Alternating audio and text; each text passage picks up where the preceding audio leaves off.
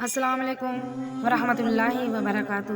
بسم اللہ الرحمن الرحیم۔ ترمذی اور ابن ماجہ میں ایک حدیث شریف ہے کہ حضور اکرم صلی اللہ علیہ وسلم نے ارشاد فرمایا کہ بنی آدم میں سے ہر ایک سے خطا ہوتی ہے، مگر خطا کرنے والوں میں سے سب سے بہتر اور افضل وہ ہوتا ہے جو نادم اور شرمندہ ہو کر توبہ کر لیتا ہے۔ حضرت انس رحمۃ اللہ علیہ سے مروی ہے کہ حضور صلی اللہ علیہ وسلم نے ارشاد فرمایا کہ بنی آدم میں سے ہر ایک گناہ کا ارتکاب کر لیتا ہے، اور گناہ کرنے والوں میں سب سے افضل اور بہتر وہ لوگ ہیں جو توبہ کرتے ہیں۔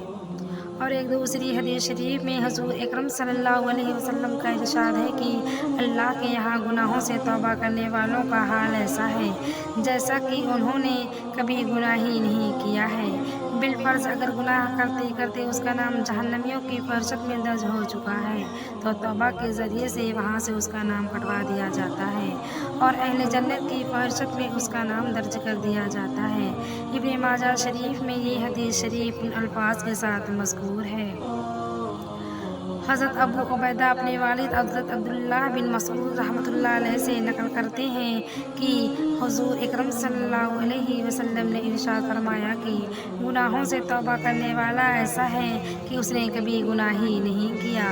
سیدنا عبداللہ بن عمر رضی اللہ تعالیٰ عنہ سے روایت ہے کہ میں نے نبی اکرم صلی اللہ علیہ وسلم سے سنا کہ آپ صلی اللہ علیہ وسلم فرماتے ہیں، بنی اسرائیل میں کفل نامی ایک شخص تھا جو دن رات برائی میں پھنسا رہتا تھا، اپنی خواہشات نفس کا غلام تھا۔ اس نے ایک ضرورت مند عورت کو 60 دینار دے کر زناکاری کے لیے آمادہ کر لیا۔ جب وہ تنہائی میں برے کام کے لیے تیار ہو گیا تو وہ عورت بے اختیار رونا شروع ہو گئی، چہرے کا رنگ پھک ہو گیا۔ کفیل نے حیرانی سے پوچھا کہ اس وقت یہ ڈر اور رونا کیسا؟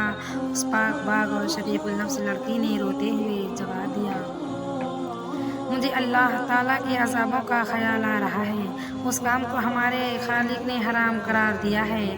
میں بھی اپنی ضرورت سے مجبور ہو کر اس برے کام کے لیے تیار ہو گئی۔ اب اللہ کا خوف مجھے بے چین کیے دیتا ہے، ہائے آج 2 گھڑی کا لطف مستقل جان کا روگ بن جائے گا۔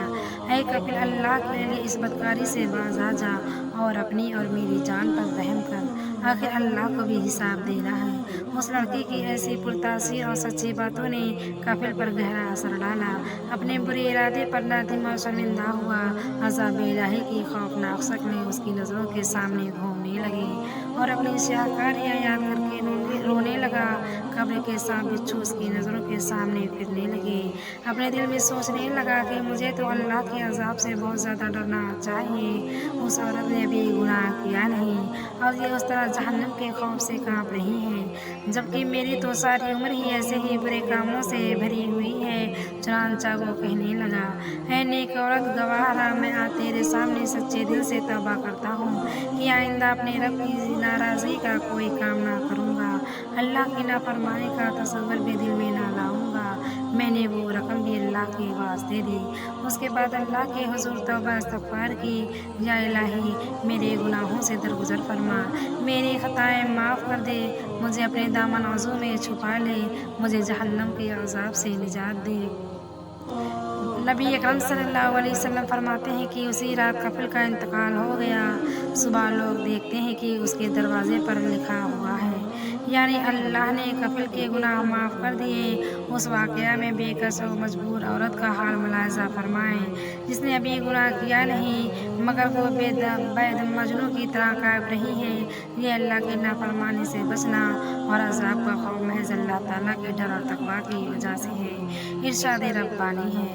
اور جو اللہ تعالیٰ سے ڈرتا ہے اللہ اس کے لیے مشکلات سے نکلنے کی راہ پیدا کرتا ہے۔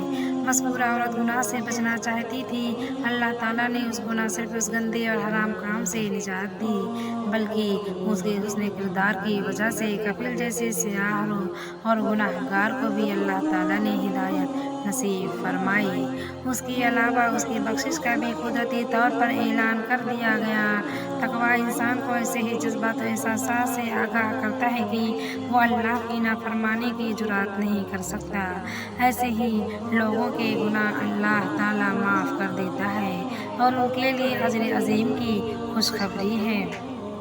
صحابہ اکرام کے بعض واقعات سیرت کی کتابوں میں محفوظ ہیں۔ مسلمان ہونے کے بعد ان کو حسب سابق کچھ خواتین نے گناہ کی دعوت دی مگر انہوں نے انکار کر دیا۔ مثلاً مرشد بن ابی مرشد غنوہ، یہ سب وہ کردار ہیں جو تقویٰ کی بدولت وجود میں آتی ہیں۔ اسلام ایسی صورت کی توقع ہر مسلمان سے کرتا ہے۔ نبی اکرم صلی اللہ علیہ وسلم کی دعائیں بھی اس سلسلہ میں مروی ہیں۔ مثلاً اے اللہ، میں تجھ سے ہدایت، پرہیزگاری، تقویٰ، پاک دامنی اور لوگوں سے بے نیازی کا سوال کرتا ہوں۔